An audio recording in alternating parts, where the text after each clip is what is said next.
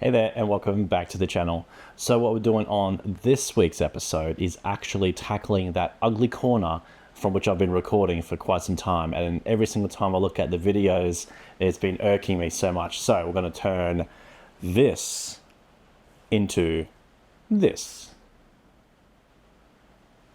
which I think we all agree it looks a lot better.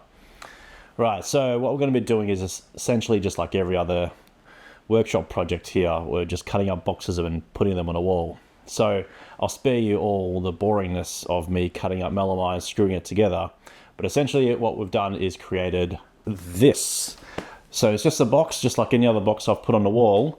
Everything's cut up and ready to go. I've even put a little bit of MDF in the back there, on which I'm storing all my computer equipment, and the monitor is going to go right there. This is a little bracket I 3D printed, so I'll link that little bracket in the description below. It's pretty easy to make. And the idea is going to be, I'm going to showcase some of my more prettier tools. So next thing I need to do is put in the little downlights, which I'm going to put on the underside of each one of these little cubbies, and that will show off the pretty tools I have. So my little Amazon delivery friend came today, and he brought me some downlights. So there's 4 puck downlights, and I have 4 little cubby holes to illuminate.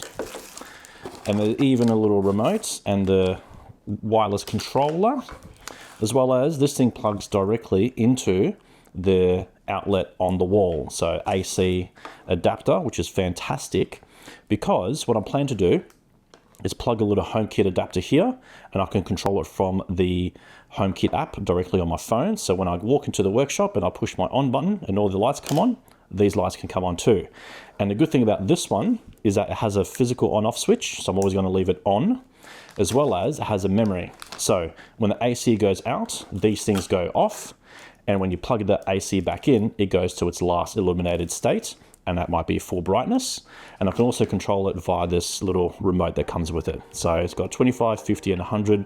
You can adjust the brightness. You can even make it dance as well if you want to do a little bit of a disco. But let's install these ones.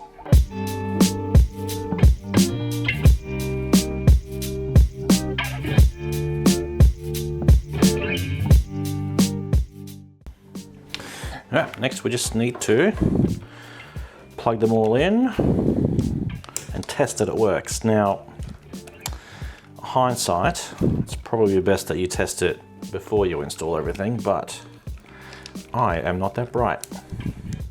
Pun intended. All right, let's plug her in.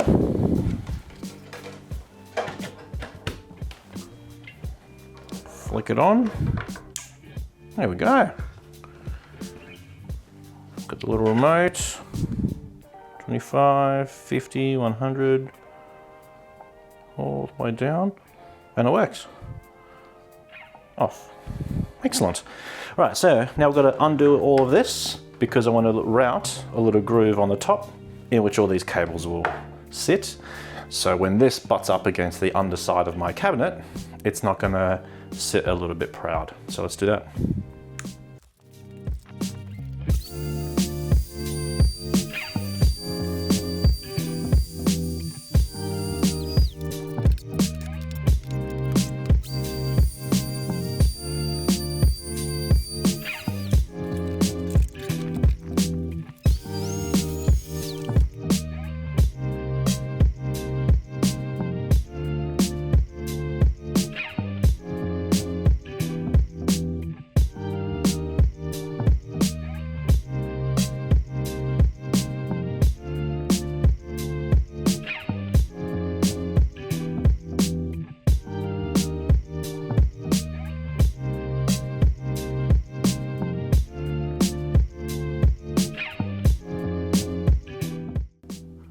Probably not the prettiest job, but that'll do. So this is going to be on the underside of the cabinet behind me anyway, so you won't see it.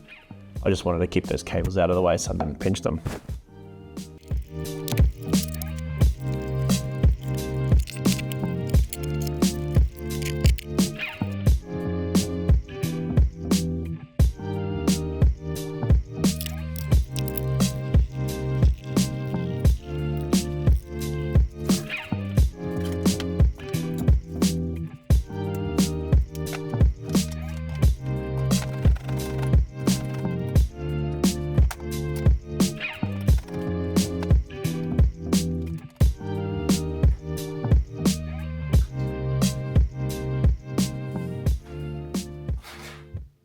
Cool, so I made a little box and put it on the wall, and I have my little monitor, my computer monitor here, and behind there I got my little Mac Mini with a keyboard and mouse, just so I can browse the internet when I'm bored, but most likely have a look at some woodworking plans as I'm going through my little tasks.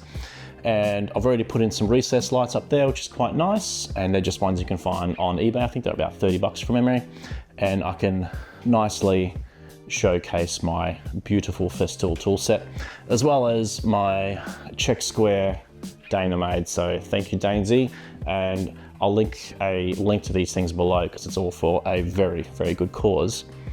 Right, so I went out to my Instagram followers and I said, hey, I've been thinking about putting little doors in front of these little cubbies, and I might put some perspex in it or something like that just to showcase these things to make it, you know, a little bit more prettier.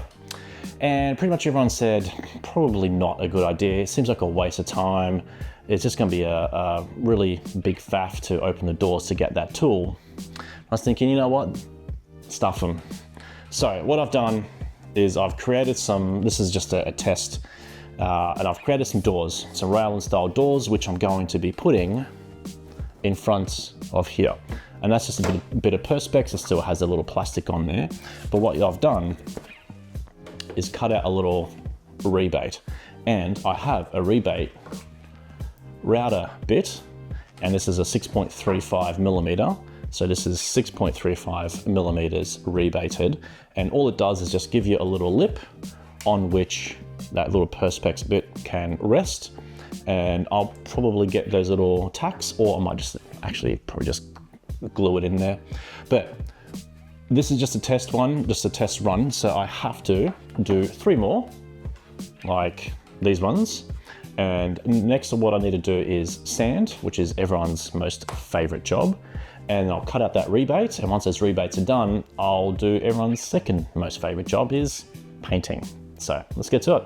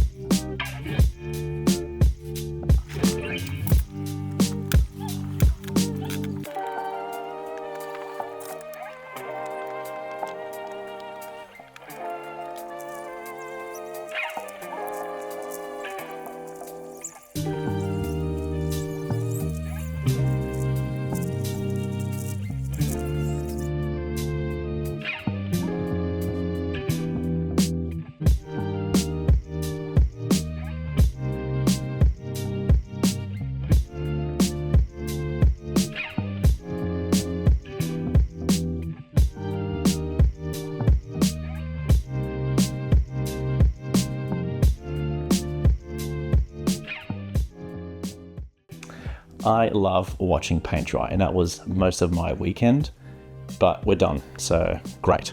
So with these little doors, what I've done is actually use that rebating tool to actually rebate this, and within that little slot will fit a bit of perspex.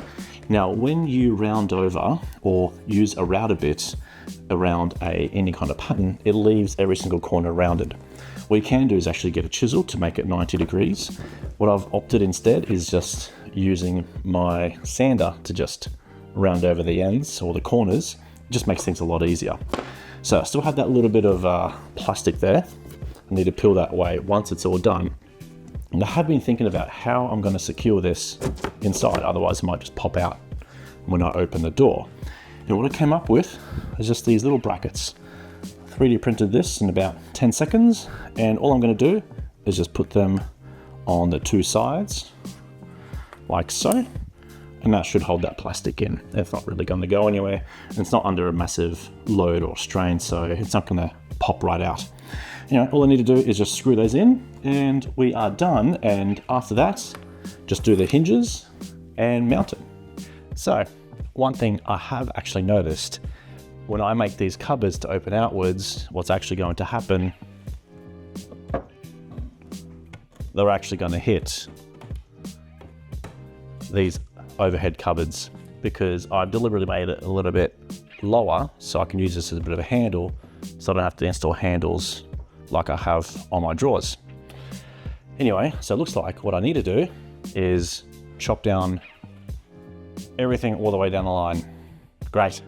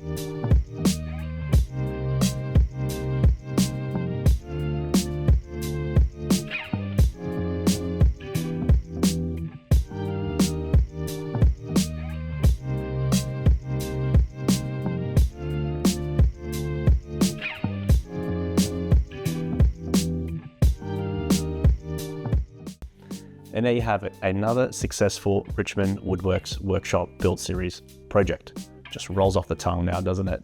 Anyway, I am super, super happy that I actually put in the extra effort to make something this nice, because it just makes a workshop far more pleasant to be in when it's nice and pretty like this. So if you're umming and ahhing whether or not you go to this level for your workshop, I highly recommend it, just because it makes it a nicer place to be in, and you might actually use that as an excuse to spend more time in the workshop.